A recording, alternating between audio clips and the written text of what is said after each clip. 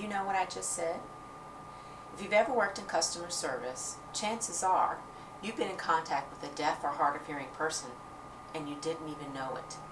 You could be standing next to them in the checkout line at the bank, or even have the cashier ringing up your groceries who happens to be deaf, and you may not even realize that. This New Year's Eve, my husband and I went to a popular restaurant in downtown Annapolis to have the buffet. Well, the buffet wasn't very formal, so you could come in and out of line as you choose and get the food items that you want. There was a lady standing directly in front of my husband, and he wanted to move around her, so he politely said, "Excuse me," but she didn't acknowledge that. He said it a couple of times, actually, before he finally decided to just tiptoe around her and move forward. When they made eye contact, she looked at him with a real evil eye. So we got back to the table, my husband said, "That woman is so rude. I said excuse me to her several times, and she didn't acknowledge it. And then you saw that evil look she gave me?" And I said to my husband, "Well, hon, maybe the woman was hard of hearing. Maybe she's deaf." Now, why would I come to that conclusion right away, and my husband didn't? Well, granted, I do teach American Sign Language here at AACC, and I'm also the advisor for the ASL Club, but I may be a little bit more aware of deafness and would use that as possibly the first reason for why someone didn't hear what I said before, say, my husband would. But all in all, there are a lot of misconceptions about the deaf community from the hearing world. And one of those is just like my husband's, is that they're hard-headed. They're not hard-headed people. They just didn't hear what you said. The next misconception is that deaf people aren't very smart, not real bright. But you know, can you learn your alphabet and learn how to read and write without even knowing what the letters sound like? Deaf people can. They're brilliant. Another misconception is that there aren't that many deaf people around here, especially in America. Why do we need to learn how to speak their language or sign their language or whatever it is that they do? They need to learn how to communicate with us.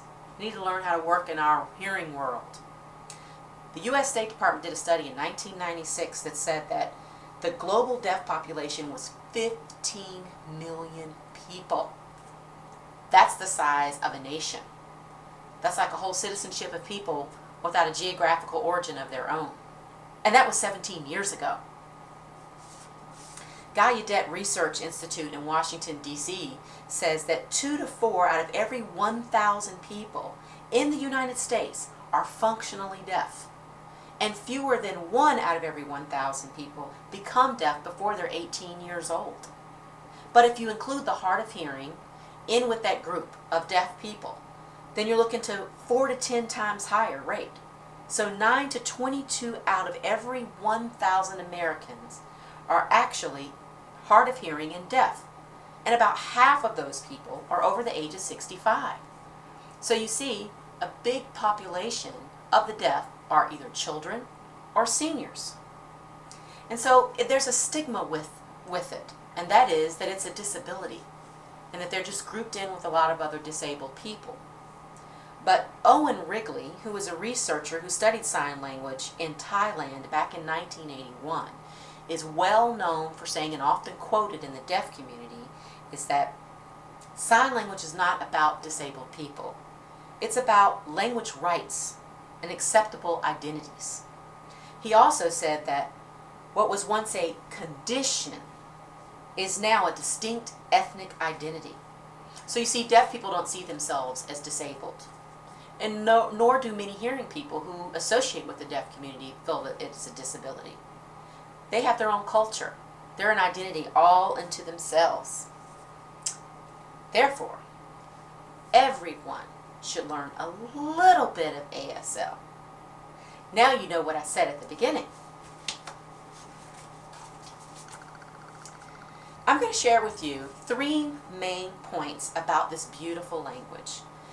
First of all, the history of it, how the deaf culture and the hearing world kind of intersect with each other, and then thirdly, the benefits of why you should probably learn this language. The Horace Mann School for the Deaf teaches that the telephone was born from a deaf ear. Now, I know that sounds a little bit like an oxymoron, but Alexander Graham Bell, who invented the telephone, was inspired to do so not because of his interest in technology. He was inspired to do so because his mother was losing her hearing, and he needed to create a device by which she was able to better hear him communicate with her. He also went on to establish the National Geographic Society, not because he liked taking pictures of animals the way that we see that today, but he established that publication to promote views on deafness, and of course to share his own situation with that of his mother, and then his bride, his wife, Mabel, who's also deaf. It's ironic, though, that a piece of equipment, of technology, such as the telephone, will be inspired by deafness when it's that one piece of technology that literally isolated deaf people from the hearing world for decades. But today, the deaf culture is completely changed because of technology. The isolation they once used to feel from the hearing world has been bridged. That gap has been closed. Because instead of instruments to help the deaf function in a hearing world, the hearing world, and in fact the entire world, has adapted to the deaf culture. Now here's why I say that. Now, our number one choice of communication is not audibly. It's texting, email, Skype, video teleconferencing, social media. Oh my goodness. You're probably getting a tweet right now from somebody who's deaf, and you wouldn't even know that. So, it's one thing to be able to communicate the written word with the deaf community, but why should you take the time to learn how to do the hand sign language, ASL, with the deaf community, when you could just simply give them a text? I'm going to tell you why. There's a high school senior out in Coos Bay, Oregon, who says that she's learning ASL at the college level during her senior year in high school because she knows that it will prepare her to go on to learn to be a preschooler education. And she plans to work with preschool children, and she's learned in her studies that preschool children have a tendency to pick up ASL and learn how to communicate much better before they're able to even say audibly the words that they want to convey.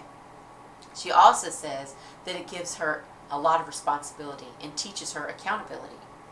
The San Diego State University Foundation actually says that 75% of ASL learners in their first year, just 1 year of learning ASL, 75% of their students go on to outbeat 14% of their foreign language students when it comes to doing what I'm doing right now, giving a speech in English.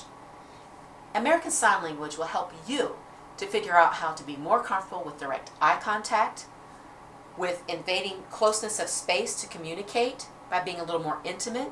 It helps you with your gestures, helps you be able to talk more and animate with your hands and be more expressive, and to show it in your face and in your eyes.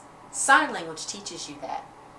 And San Diego State University realizes that their students really excel at public speaking, in communications, in broadcasting, and in media if they've taken ASL.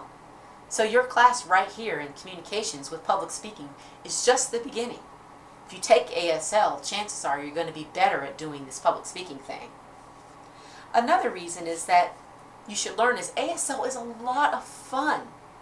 You know what? There are curriculum that you can buy and learn it right in the privacy of your own home. There's a fantastic DVD on the market by a gentleman named Bob Hilterman.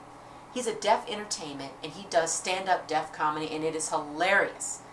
But it's even more funny if you understand what it is that he's saying. But he has a DVD, and you should pick it up. It's called Shut Up and Sign. I think you would really like it. Also, another benefit for learning ASL is if you ever intend to be a business owner, or you are a business owner, you are missing out on tapping in on a tremendous market. About 13% of Americans are either deaf or hard of hearing. And if technology like texting and Skype and video teleconferencing is servicing that market, imagine what you could do to service that market too when they didn't even intend to do that. They're servicing them by default. But you could find out what their needs are and provide a service or a product that hasn't been thought of yet. But you can't do that if you don't know how to sign and you don't know how to communicate with them directly, face to face. You should also learn because you can meet new people. And meeting new people means you can create more friends. More friends to tweet. But here's some fun reasons why you should learn too. You can talk with your mouth full. And it's perfectly fine to do that. And it's acceptable. I do it all the time. Plus, you can communicate with someone all the way across the room and you never ever have to raise your voice or even use it. But on a more serious note, you should really learn ASL because you never know if there's going to be a child born in your family who can't hear. Out of that huge percentage of children in America that are deaf children or who lose their hearing by the age of 18 are actually born to parents who are not deaf. And so parents need to learn. But it doesn't stop there. Grandparents want to get to know that child. So do aunts and uncles and cousins. Then that child's going to grow up and have nieces and nephews, and it goes on and on and on. And so children should learn how to use ASL. That's why I learned.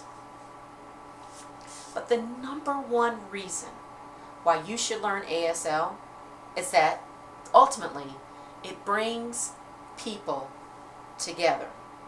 And it brings us all together in one beautiful world. So learn it.